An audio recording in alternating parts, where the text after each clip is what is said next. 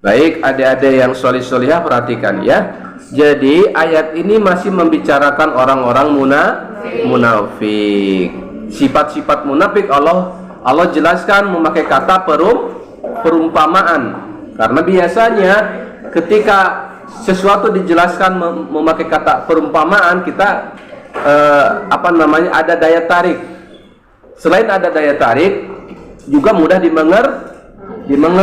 Yang di ayat ini adalah perumpamaan hujan lebat dari atas langit, ya. Au kasuibim minas sama'i fi, atau seperti hujan lebat dari langit. Hujan lebat di sini maksudnya bukan hujan biasa, karena ini adalah perumpamaan, kiasan. Maksudnya adalah Al-Quran. Maksudnya orang-orang munafik itu menyikapi Al-Quran seperti menyikapi hujan lebat. Kenapa Al-Quran diumpamakan seperti hujan lebat? Pertama, hujan datangnya dari atas langit. Al-Quran juga datang dari langit. Hujan menumbuhkan tumbuhan. Al-Quran juga menumbuhkan jiwa, menumbuhkan hati yang gersang, begitu kan? Nah, hati yang sedih, hati yang gulana ketika membaca Al-Quran, insya Allah bisa tenang, bisa sembuh. Kemudian hujan itu fihi, di dalam hujan itu biasanya ada dulumat, kegelapan, ya kan? Lagi terang, tiba-tiba hujan lebat, langsung gelap. Nah, maksud dulumat di sini adalah ayat-ayat Al-Quran yang menyindir mereka, yang mengkritik mereka tentang kesyirikan mereka, tentang kekafiran mereka, tentang kemunafikan mereka. Maka bagi orang-orang munafik ini disebut kegelapan, nggak suka, begitu kan? Apalagi zaman dulu disebut namanya langsung, tabbat yada abi lahabi wa tab. Abu Lahab dulu disebut langsung oleh Allah lewat Al-Quran, kan ketar-ketir ya. Nah gitu. Ada juga yang disindir di Al-Quran itu zaman dulu. Nah, kita pun kalau merasa ada sesuatu dalam diri kita akan merasa tersindir oleh Al-Quran. Nah, bagi orang munafik nggak suka.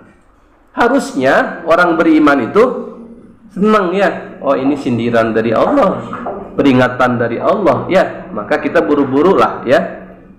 Buru-buru berbuat baik kepada Allah kalau kita mendengar ayat-ayat sindiran gitu ya. Tapi orang munafik dia nggak suka. Kemudian wara'dun, guru itu kan kayak bikin takut ya.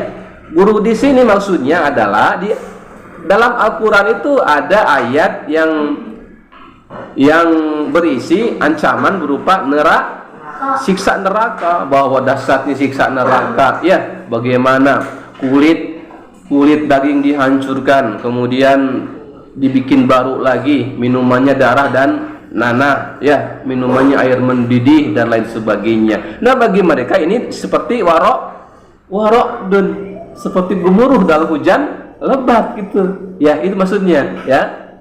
Kemudian di sisi lain wabarkun, ada kilat. Maksudnya ada ayat-ayat sedikit bagi orang munafik dia suka. Oh, ini mah ayat ini mah cocok dengan saya nih ya gitu. Tapi di sisi lain banyak ayat yang dia tidak suka ya.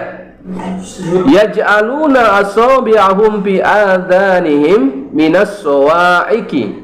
Mereka meletakkan jari-jari mereka pada telinga-telinga mereka. Nah, ayat-ayat yang mereka enggak suka, orang munafik itu mereka enggak mau mendengar.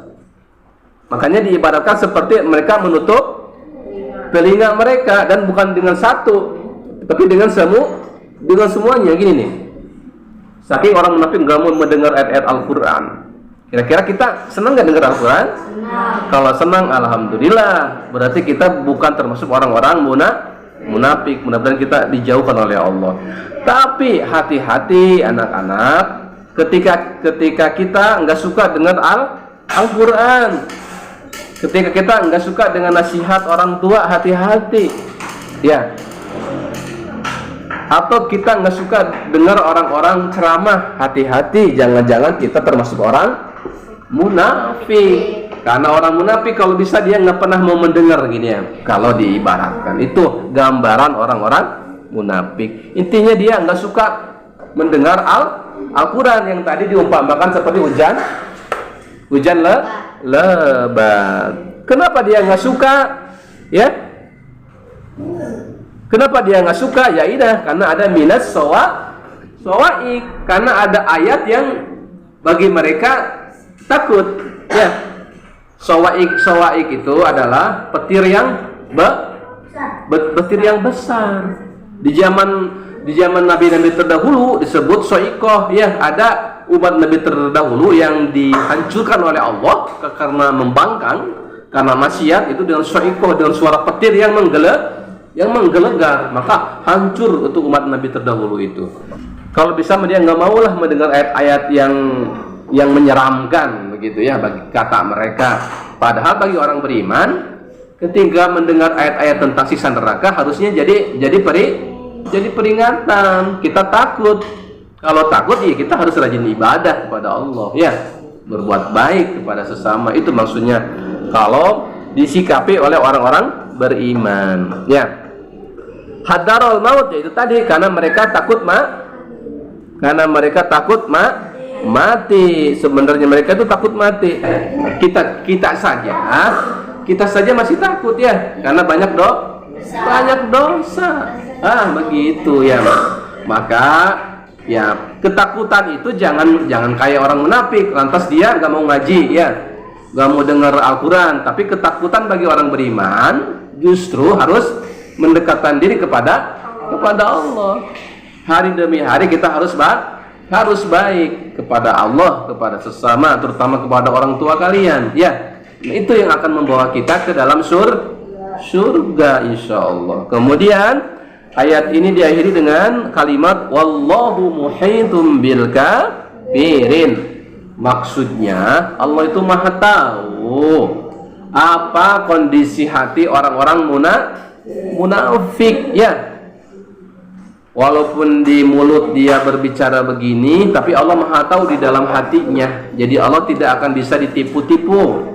Allah tidak akan bisa dibohongi oleh mereka ya. Maka yang bisa kita lakukan jangan seperti orang-orang munafik ya.